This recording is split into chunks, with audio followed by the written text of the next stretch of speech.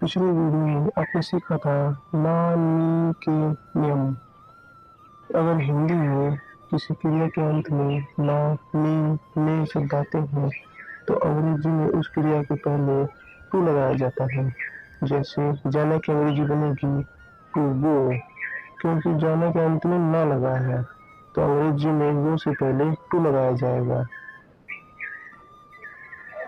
यहाँ मैं आपको बताना चाहूँगा कि कुछ वाक्यों में ना मिलने के लिए आईएनजी भी लगाया जाता है, यानी कि कुछ वाक्यों में ना मिलने के लिए टू नहीं आईएनजी लगाया जाता है। ये कब और कैसे लगाया जाता है ये मैं आपको तब सिखाऊंगा जब इसको सिखाने का सही समय आएगा, यानी जब आप ये सीखने के लिए तैयार हो जाएंगे कि ना मिलने के लिए आईएनजी कब और कैसे लगाया जाता है तो मैं आपको ये भी सिखाऊंगा। और अब हम सीखने जा रहे हैं एक ऐसा जबरदस्त टॉपिक जो अंग्रेजी को और भी आसान बना देगा। गेट के नियम यानी रूल्स ऑफ गेट। तो आइए शुरू करते हैं। सबसे पहले हम पढ़ेंगे गेट का पहला नियम। बहुत ध्यान से पढ़िएगा। गेट का पहला नियम ये है कि अगर किसी हिंदी वाक्य के बीच में कोई हो शब्द आता है तो उसके अंग्रेजी अनुवाद में गेट लगाया जाता है। फिर से देखिए, अगर किसी हिंदी वाक्य के बीच में कोई हो शब्द आता है, कौन सा शब्द? हो शब्द, तो उसके अंग्रेजी अनुवाद में गेट लगाया जाता है। क्या लगाया जाता है? गेट। लेकिन अगर किसी हिंदी वाक्य के बीच में कोई हो शब्द आता है तब, यानी हो शब्द हिंदी वाक्य के बीच में ही आना चाहिए, तभी आप गेट लगा सकते हैं। आइए कुछ एग्जाम्पल देखते हैं, कुछ वाक्य देखते हैं जिससे आपको ये नियम और अच्छे से समझ में आएगा। एक वाक्य लेते हैं, तुम कल कहाँ जाओगे? ध्यान से देखिए, क्या इस हिंदी वाक्य के बीच में कहीं कोई हो शब्द आया है? नहीं आया है। तो जब इसकी अंग्रेजी बनाई जाएगी तो क्या गेट लगाया जाएगा? नहीं लगाया जाएगा। आइए एक वाक्य और देखते हैं, तुम कहाँ जा रही हो? ध्यान से देखिए, क्या इस हिंदी वाक्य के बीच में कहीं हो शब्द आया है? नहीं, बीच में तो नहीं आया, लेकिन आखिर में आया है, तो बीच में नहीं आया और हम तो सिर्फ बीच वाले हो के लिए गेट लगा सकते हैं। तो जब इसकी अंग्रेजी बनाई जाएगी तो क्या गेट लगाया जाएगा? नहीं लगाया जाएगा। एक और वाक्य लेते हैं, मैं रोज लेट हो जाता हूँ। ध्यान से देखिए, क्या इस हिंदी वाक्य के बीच में कहीं हो शब्द आया है? हाँ, हो शब्द तो आया है, बीच में आया है, मैं रोज लेट हो जाता हूँ। तो जब इस वाक्य की अंग्रेजी बनाई जाएगी तो गेट लगाया जाएगा। और अब आप अगर ये कहें चाय ठंडी हो रही है या हो जाएगी, ये वाक्य आप बहुत बार सुनते होंगे या कहते भी होंगे, चाय ठंडी हो जाएगी। तो इस हिंदी वाक्य के बीच में कोई हो शब्द आया है? हाँ, हो शब्द आया है, तो इस हिंदी वाक्य के बीच में गेट लगाया जाएगा। तो ये था गेट का पहला नियम कि अगर किसी हिंदी वाक्य के बीच में कोई हो शब्द आता है तो गेट जरूर लगाया जाता है। और अब हमें सीखना है गेट का दूसरा नियम। बहुत ध्यान से सुनिए। गेट का दूसरा नियम आपकी होश उड़ा देगा, लेकिन इसे सीखने से पहले सिर्फ 2 मिनट के लिए 5 बेसिक जानकारियाँ पढ़नी बहुत ही जरूरी है। और हो सकता है कि ये जानकारियाँ आपने पहले भी पढ़ी होंगी, लेकिन इन्हें यहाँ पर दोहराना बहुत ही जरूरी है और ये जानकारियाँ आपके आगे भी काम आएंगी। तो आइए शुरू करते हैं। आपकी पहली जानकारी है अंग्रेजी वाक्य के भाग। अंग्रेजी भाषा में एक साधारण वाक्य को 3 भागों में बांटा जा सकता है। फिर से देखिए, अंग्रेजी भाषा में एक साधारण वाक्य को 3 भागों में बांटा जा सकता है। आइए देखते हैं ये 3 भाग कौन कौन से हैं। पहला भाग है सब्जेक्ट यानी कर्ता। ये क्या होता है? किसी काम को करने वाला, यानी वह जो किसी वाक्य में किसी काम को करता है वो काम को करने वाला सब्जेक्ट कहलाता है। मतलब करता कहलाता है। दूसरा भाग है वर्ब यानी क्रिया। ये क्या होती है, आइए देखते हैं। वर्ब होती है सब्जेक्ट द्वारा किया गया काम, यानी वाक्य में सब्जेक्ट यानी कर्ता द्वारा जो भी काम किया जाएगा वो क्रिया कहलाएगा। और तीसरा होता है ऑब्जेक्ट यानी उद्देश्य। ये क्या होता है, सब्जेक्ट और वर्ब के अलावा वाक्य में बाकी बचा हुआ भाग उद्देश्य कहलाता है। यानी सब्जेक्ट और वर्ब के अलावा छोड़कर जो वाक्य में जो भी कुछ बाकी बचा है वो बाकी बचा हुआ भाग ऑब्जेक्ट यानी उद्देश्य कहलाएगा। जैसे मैं अगर कहूँ राम प्लेज क्रिकेट यानी राम क्रिकेट खेलता है, तो यहाँ पर इस वाक्य में राम सब्जेक्ट मतलब करता है और प्लेज वर्ब यानी क्रिया है और क्रिकेट ऑब्जेक्ट है यानी उद्देश्य है। तो ये थी आपकी पहली जानकारी। आपकी दूसरी जानकारी है वर्ब यानी क्रिया के प्रकार। अंग्रेजी भाषा में वर्ब दो प्रकार की होती है, मेन वर्ब यानी मुख्य क्रिया और हेल्पिंग वर्ब यानी सहायक क्रिया। मेन वर्ब जैसे go, come, sit, eat, drink, play आदि, और हेल्पिंग वर्ब जैसे is, am, are, was, were, will, can आदि। तो ये थी आपकी दूसरी जानकारी। आपकी तीसरी जानकारी है मेन वर्ब की फॉर्म यानी मुख्य क्रिया के रूप। आप बचपन से पढ़ते आ रहे हैं कि मेन वर्ब की 3 फॉर्म होती है, लेकिन ये गलत है। मेन वर्ब की 5 फॉर्म होती है, जिसको अंग्रेजी के वी अक्षर से दर्शाया जाता है और इस वी के बगल में उसकी फॉर्म लिखी होती है जो 1 से 5 तक हो सकती है। तो आइए देखते हैं वर्ब की 5 फॉर्म।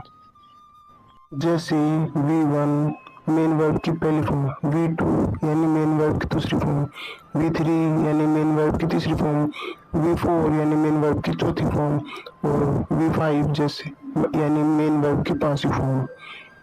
आइए एक एग्जांपल देखते हैं प्ले का।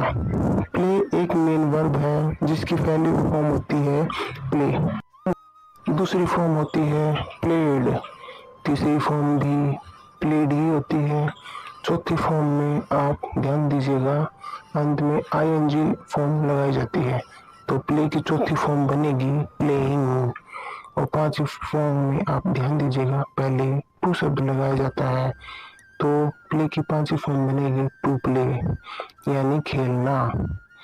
आपको याद होगा नानी ने का नियम कि अगर किसी भी वाक्य क्रिया के अंत में नानी ने शब्द आते हैं तो उसके अंग्रेजी अनुवाद में उस क्रिया से पहले टू लगाया जाता है।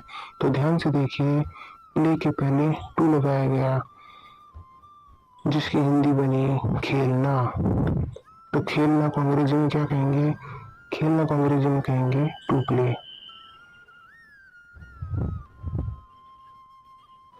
तो ये थी आपकी तीसरी जानकारी। और आपकी चौथी जानकारी है अंग्रेजी वाक्य के सूत्र। ध्यान दीजिए, अंग्रेजी भाषा में वाक्य बनाने के लिए कुछ सूत्र होते हैं और इन सूत्रों में होते हैं subject, main verb, helping verb और ऑब्जेक्ट।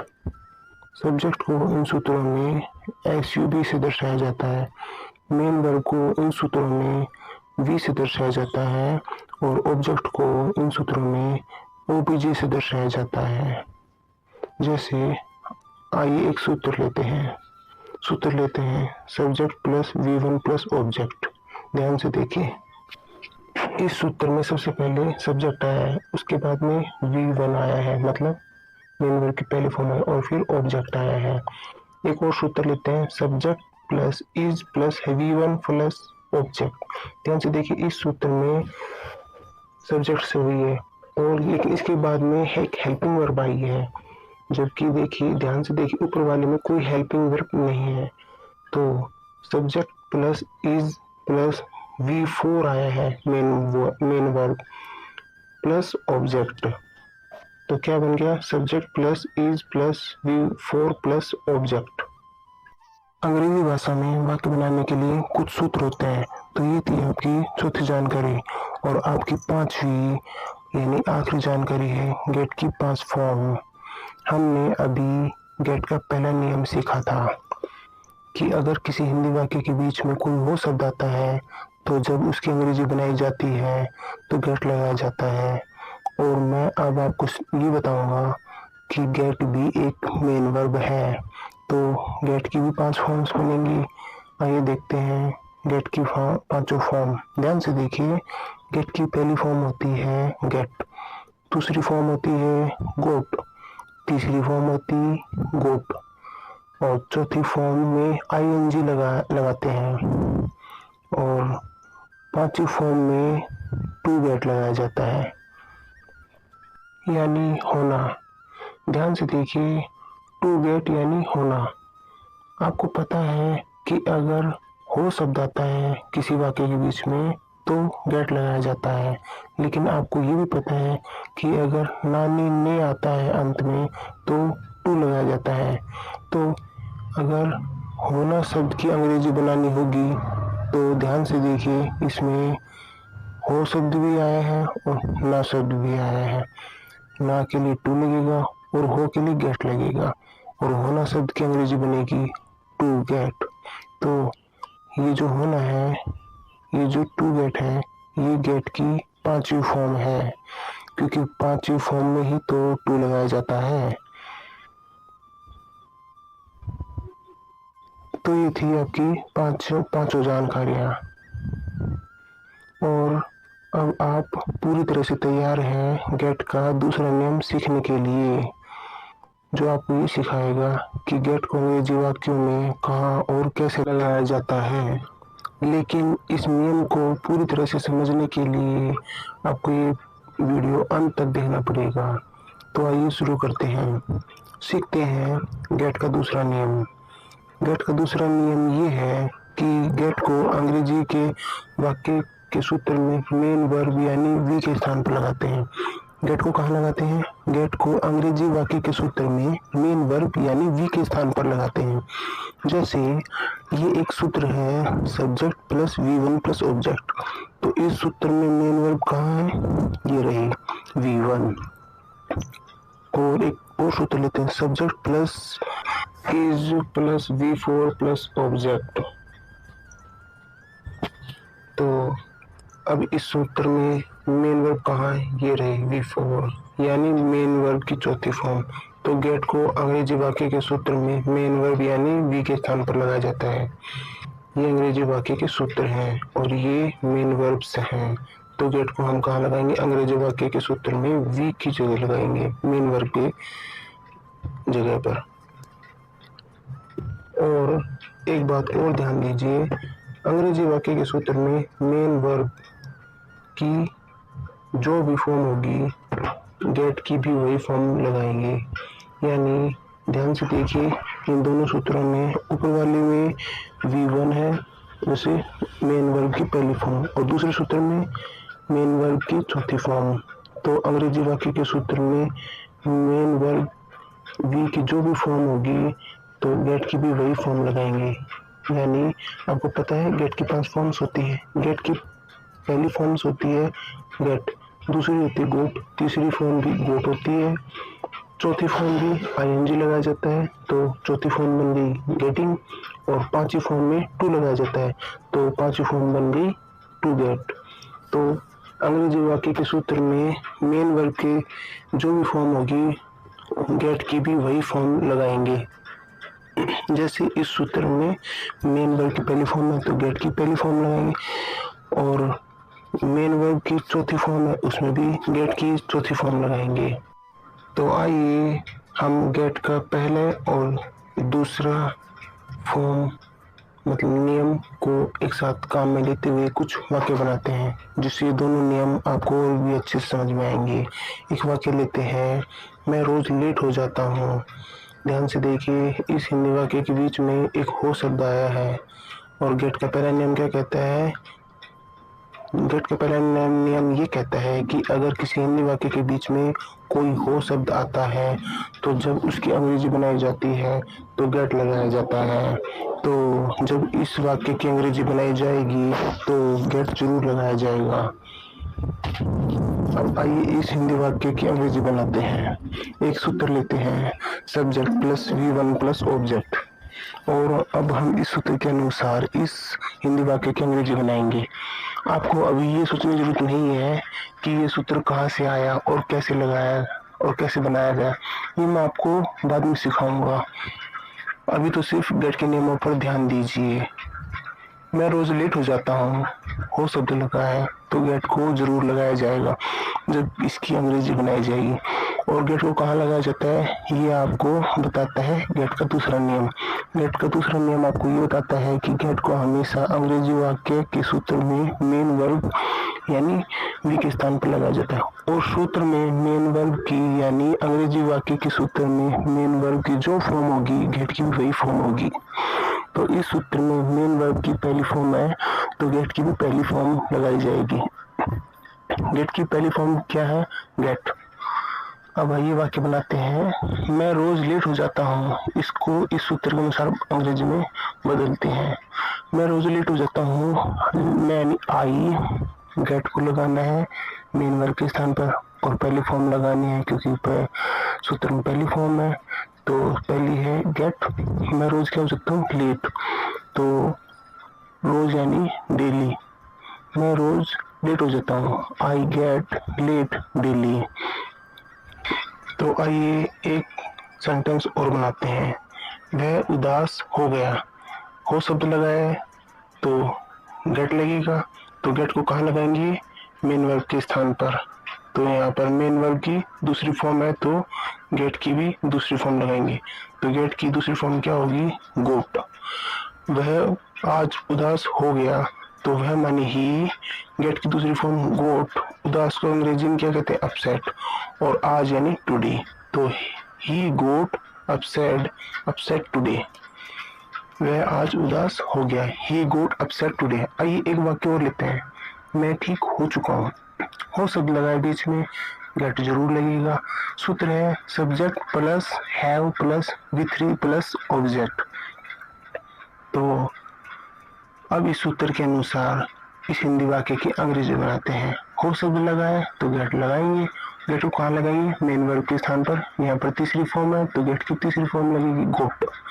मैं ठीक हो चुका हूँ, मैं यानी आई हैव, गेट की तीसरी form goat.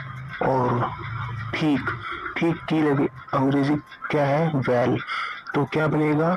I have got well. आपने एक वाक्य बहुत बार सुना होगा, मैं लेट हो रहा हूँ। ध्यान से देखिए, इस हिंदी वाक्य के बीच में भी एक हो शब्द आया है। तो जब इसकी अंग्रेजी बनाई जाएगी तो गेट जरूर लगाया जाएगा। सूत्र है subject plus am plus V4 plus object. ध्यान से देखिए, इस सूत्र में V4 मतलब मेन वर्ब की चौथी फॉर्म आई है, ING वाली फॉर्म। मैं लेट हो रहा हूँ, हो शब्द है तो गेट जरूर लगेगा। और गेट को कहाँ लगाते हैं? गेट को लगाते हैं मेन वर्ब के स्थान पर। यहाँ पर चौथी फॉर्म है तो गेट की भी चौथी फॉर्म लगाएंगे। गेट की चौथी फॉर्म क्या है? गेटिंग। तो आइए वाक्य बनाते हैं। मैं लेट हो रहा हूँ, मैं यानी आई एम, गेट की चौथी फॉर्म गेटिंग, मैं क्या हो रहा हूँ? लेट हो रहा हूँ। तो आई एम गेटिंग लेट। मैं लेट हो रहा हूँ, आई एम गेटिंग लेट। तो अभी हमने गेट की पहली, दूसरी, तीसरी और चौथी फॉर्म को काम में लेते हुए कुछ वाक्य बनाए। और अब हम गेट की पांचवी फॉर्म यानी टू गेट को काम में लेते हुए एक वाक्य बनाते हैं। टू गेट को हिंदी में कहते हैं होना। ध्यान से देखिए, ना लगा है तो टू तो जरूर लगेगा, और हो शब्द होता है तो गेट जरूर लगता है। तो होना को अंग्रेजी में क्या कहते हैं? To get. या फिर हम यूँ कहें कि टू गेट को हिंदी में क्या कहते हैं? होना। और ये गेट की पांचवी फॉर्म है टू गेट। अब आइए एक वाक्य लेते हैं, मुझे तैयार होना है। ध्यान से देखिए, इस हिंदी के वाक्य के बीच में एक हो शब्द आया है तो गेट जरूर लगेगा। जब इसकी अंग्रेजी बनाई जाएगी। लेकिन ध्यान से देखिए, हो के हो शब्द के बाद में ना भी लगा है और ना लेने के लिए टू लगता है, तो हो ना के लिए अंग्रेजी में टू गेट लगाना है। तो मुझे तैयार होना है। सूत्र देखिए, subject plus have plus V5 plus object. V5 यानी मेन वर्ब की पांचवी फॉर्म जिसमें टू लगाया जाता है। और अब हम इस हिंदी वाक्य को इस सूत्र के अनुसार अंग्रेजी में बदलेंगे। मुझे तैयार होना है, मुझे यानी आई हैव, हूँ ना लगा है तो टू लगेगा और हो लगा है तो गेट लगेगा। पांचवी फॉर्म में तो लगानी है। पांचवी फॉर्म है गेट की, टू गेट। मुझे तैयार होना है, आई हैव टू गेट, तैयार यानी रेडी। मुझे तैयार होना है, I have to get ready. तो ये थे आप गेट के पहले दूसरे नियम के आधार पर बनाए गए वाक्य। गेट का पहला नियम, दूसरा नियम एक साथ काम में लेते हुए हमने कुछ वाक्य बनाए। पहला नियम ये कहता है कि अगर हो शब्द लगे किसी हिंदी वाक्य के बीच में तो आप गेट लगाइए अंग्रेजी वाक्य में। और गेट का दूसरा नियम ये कहता है कि अंग्रेजी वाक्य के सूत्र में जो भी फॉर्म हो मेन वर्ब की, गेट की भी वही फॉर्म लगेगी। तो यहाँ पर पांचों फॉर्म में आपने टू गेट लगाया और आपने अभी जो कुछ वाक्य बनाए उसमें गेट की पहली, दूसरी, तीसरी, चौथी, पांचवी सारी फॉर्म लगाई है। तो डियर स्टूडेंट, इस भाग में आपने सीखा कि गेट का पहला और दूसरा नियम। मैं आपको बताना चाहूंगा कि गेट के कुल 4 नियम हैं और अगले भाग में सबसे पहले हम सीखेंगे गेट का तीसरा और चौथा नियम। मैं रोज देखता हूँ कि 100 में से 90 लोग इन वाक्यों में गलतियां करते हैं, लेकिन अगला वीडियो देखने के बाद आप ये गलतियां कभी नहीं करेंगे। और गेट का तीसरा और चौथा नियम सीखने के बाद अगले ही वीडियो में आगे हम सीखेंगे एक ऐसा जबरदस्त नियम जो अंग्रेजी के बड़े से बड़े वाक्यों को आसान बना देगा। और ध्यान दीजिए, अगर आपकी अंग्रेजी बहुत कमजोर है तो आपको ये वीडियो 2 बार देखना है। याद रखिए, अगर आपने 7 दिन तक ये सभी वीडियोस पूरी ईमानदारी से देखे हैं तो दुनिया की कोई भी ताकत आपको अंग्रेजी सीखने से नहीं रोक सकता। यह वीडियो आपको कैसा लगा मुझे कमेंट करके जरूर बताइएगा। और हाँ, इस वीडियो को जितना हो सके लाइक और शेयर करें।